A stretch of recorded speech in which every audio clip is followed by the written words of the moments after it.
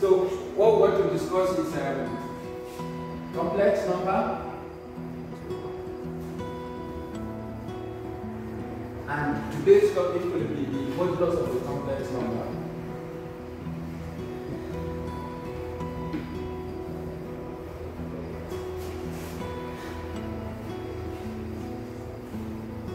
So whenever we talk about modulus of the complex number, we were talking about the distance of the complex number from the origin. So suppose we say let z to be equal to x plus iy. Then graphically we have that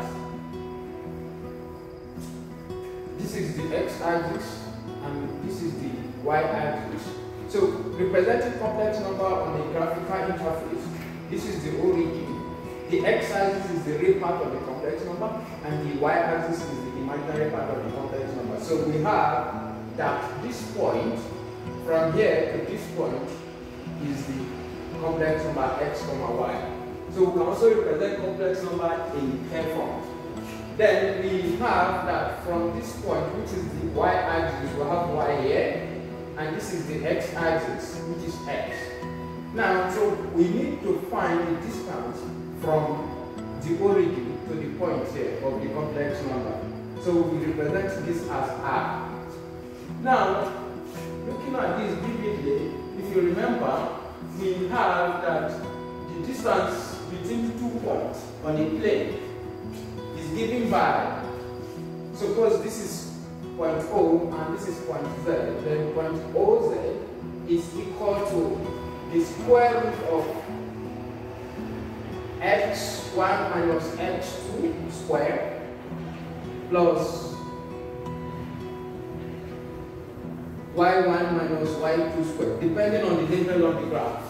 Now, this is obtained using Pythagoras theorem. So, as at this point, so this we can apply Pythagoras theorem here, and we see that the sum of the square of the opposite and the adjacent side gives us the square of the hypotenuse side. So we have r squared equal to x squared plus y squared.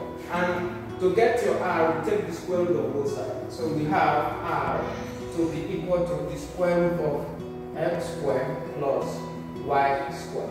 And this is the distance between the origin and the complex number. So, and it's denoted as the modulus of the complex number. So here we have that the modulus of a complex number is equal to the square root of x squared plus y squared. Now, so this is the complex number. So if we have a numerical example, for example, if we have, say, let z to be equal to 3 plus 2i, where I is iota, which is the imaginary number, so which is denoted to be the square root of minus 1. So to get the modulus of this complex number now, we say that is denoted as this, which is equal to the square root of x squared plus y squared. So, and when we do this, comparing this and this in the standard form, we know that x is equal to what? 3, and our y is equal to what? 2. So when you do this, we know that the modulus now is 3 squared plus 2 squared. Then which is the same thing as 3 squared is what? 9 plus 2 squared is 4. 9 plus 4 is 13. So which is the square root of 13. And when we're talking about modulus, we're talking about the positive value. And you know the distance between two numbers can never be negative.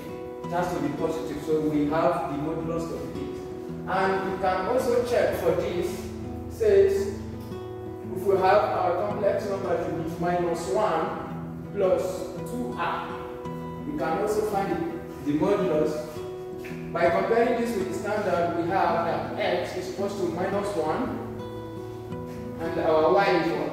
2. So the modulus now we have to be equal to the square root of x squared plus y squared, which is the same thing as the square root of minus 1 squared plus 2 squared.